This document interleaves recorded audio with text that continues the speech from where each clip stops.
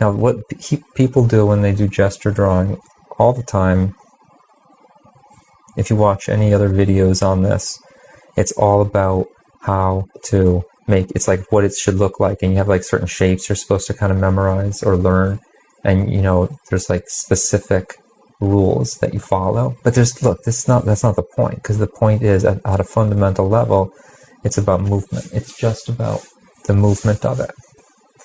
I don't know if there's just too much glare to see what's on the paper, but so it's like movement is just like this. It's just movement that happens. Okay, now when you look at the figure, you want to like actually kind of take that movement that you see there and like put it into the pencil. Okay, you just whatever you see, okay, and you really want to just kind of like with your own body, you have to do what it is that you see. Now, real things in real life have movement. There's like forces that are acting on them, okay?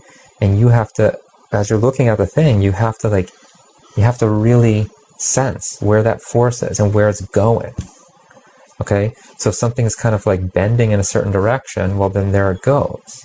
You know, if there's something, hold on, I'm just waiting for the thing to change. If there's something that like reaches up into the air, then, you know, you have to like reach up into the air, okay? If there's something that kind of leans over, then you're leaning over as you do it.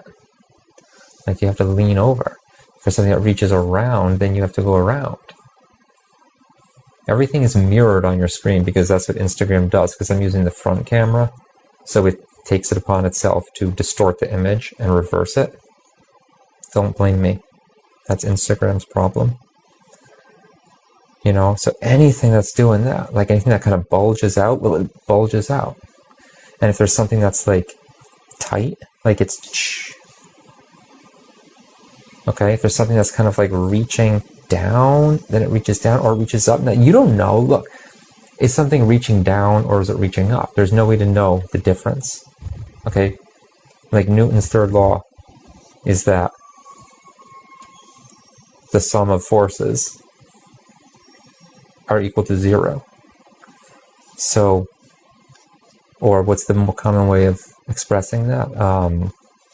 For every action, there's an equal and opposite reaction.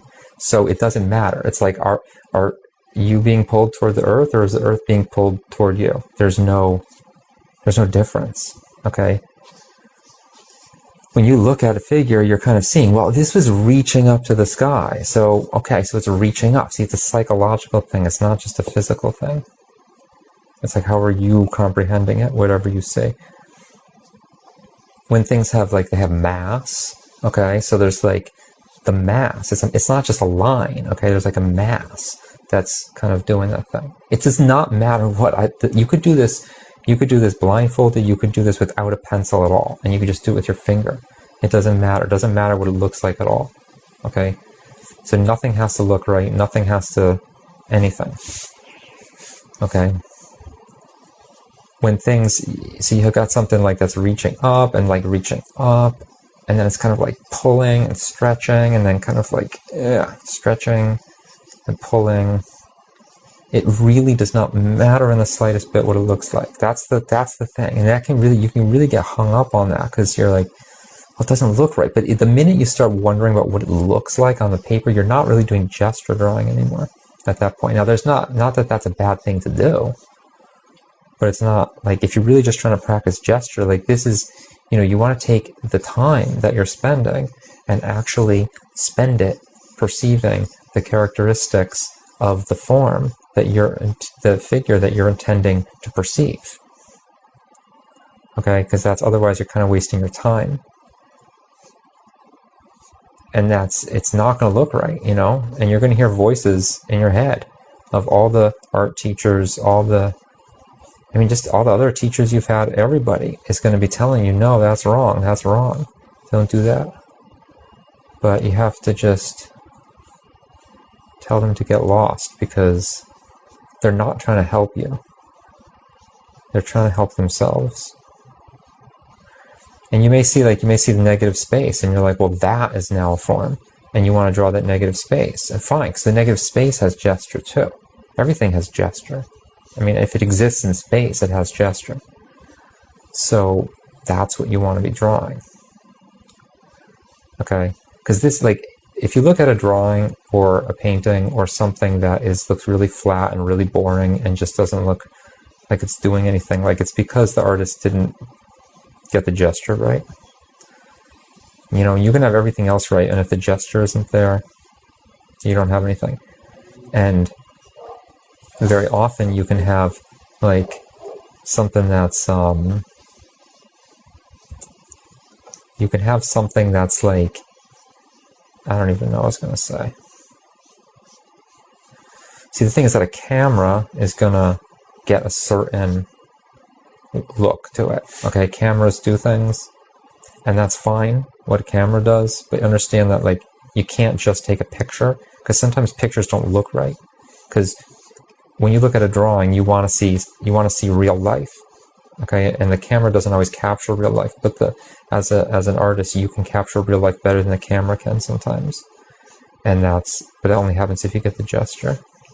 Otherwise, you're just, you know, so there's definitely value in drawing in a way that is, like, very true to what you're seeing from a two-dimensional perspective, that you want to, like, everything is in 3D is projected onto a 2D plane, and you just draw that, okay? Like the grid method of, you know, taking a three-dimensional thing or even two-dimensional thing and kind of like drawing a grid and then drawing each square of the grid individually. That's helpful, but that will not, like, the gesture is about the unity of the entire thing. It's not about breaking things into little pieces. So you want to see the entire thing. That's the key, okay? And there's no right or wrong way to do this, because it's just like, it has to do with your own psychology, what you are seeing when you look at it. Okay, and you may not even recognize what you're drawing. It's not even the point. You should do this with your eyes closed too, because it's just, or not with your eyes closed, but without looking at the paper, or without even looking at the paper. You don't even bother, okay? Just sometimes I'll just like draw over it, you know, I'll draw another picture over the other one, okay? Like, it just doesn't matter. Now this is, okay, so look, I spent a long time doing this. I spent many, many hours doing this kind of drawing, and then I got really comfortable with it, and then my drawing, like, there were other parts of my drawing that were lacking, and that's kind of, I think, the opposite of how most people do it, because most people are better at the things that I'm bad at and not as good at this kind of thing, because most people aren't going to want to put up with spending countless hours drawing scribbles on paper.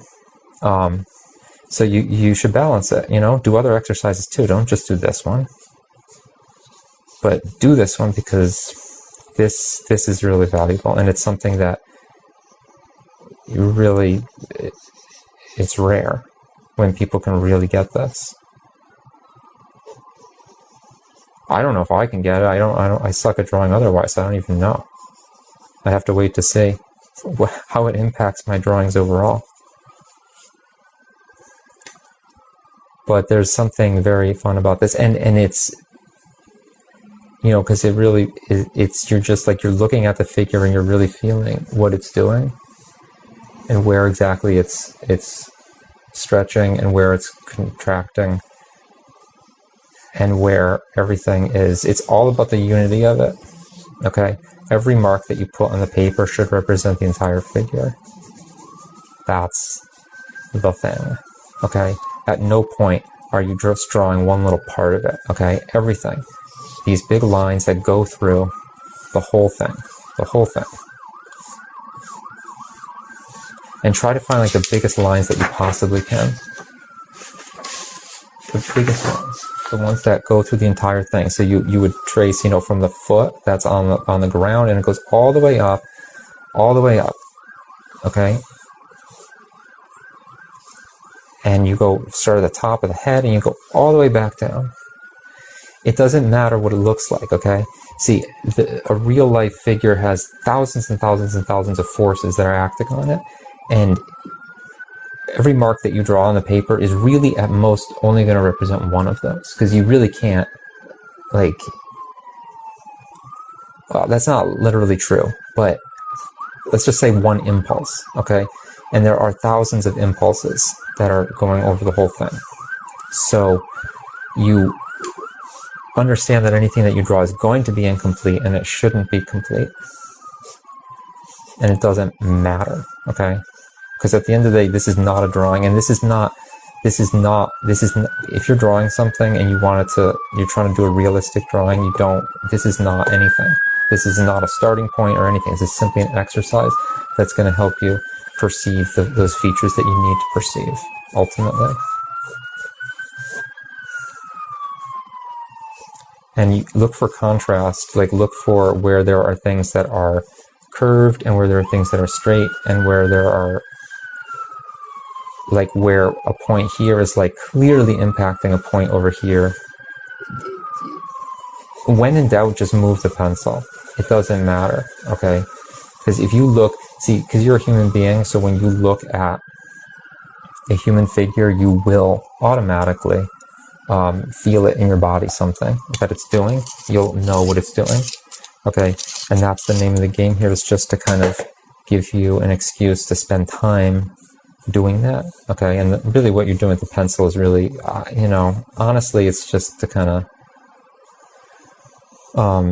make you feel like you're drawing, because you don't need to draw in order to do this. You can just look, and it will happen automatically.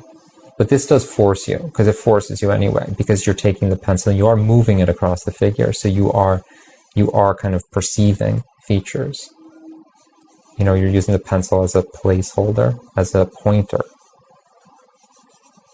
And when you see shapes are gesture, okay?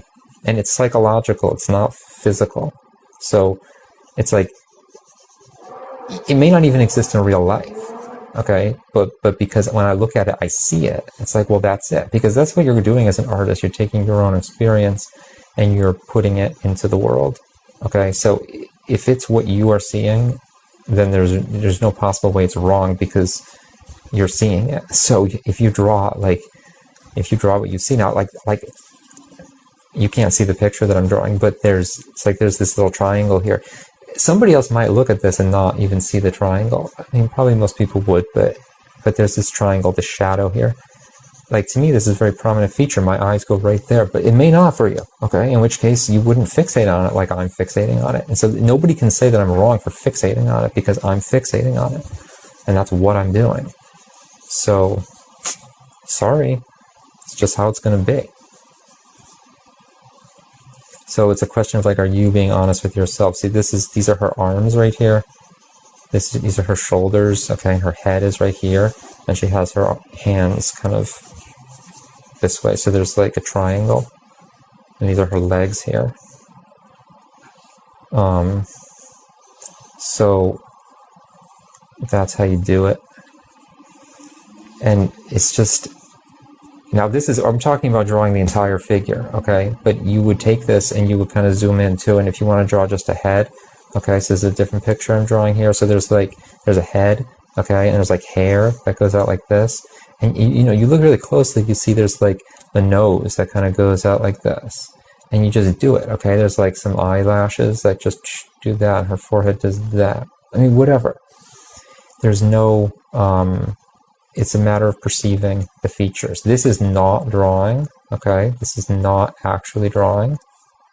When you draw something for real, you're just going to draw it. You're not doing any exercise. You're not doing any, this is just like, there's constraints on this, because I'm not caring about how the forms fit together in space. I'm only caring about how things are moving right now.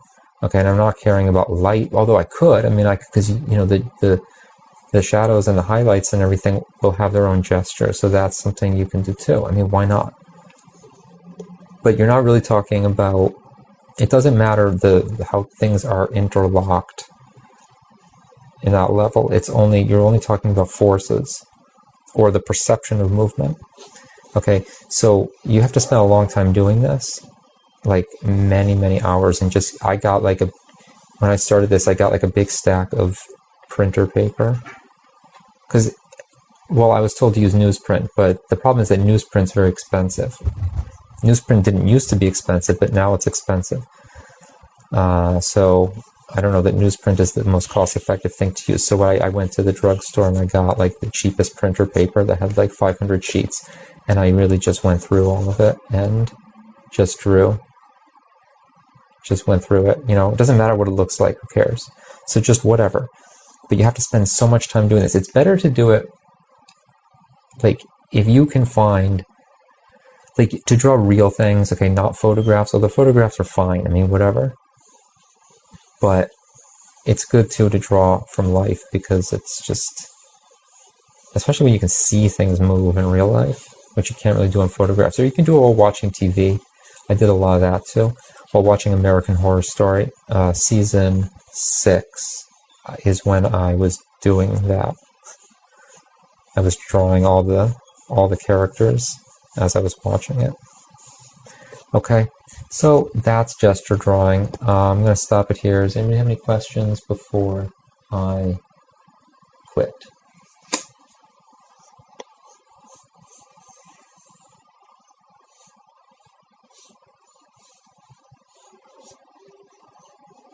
Doesn't look like it. Okay, thanks for joining me. I hope this was useful. Let me know what you come up with.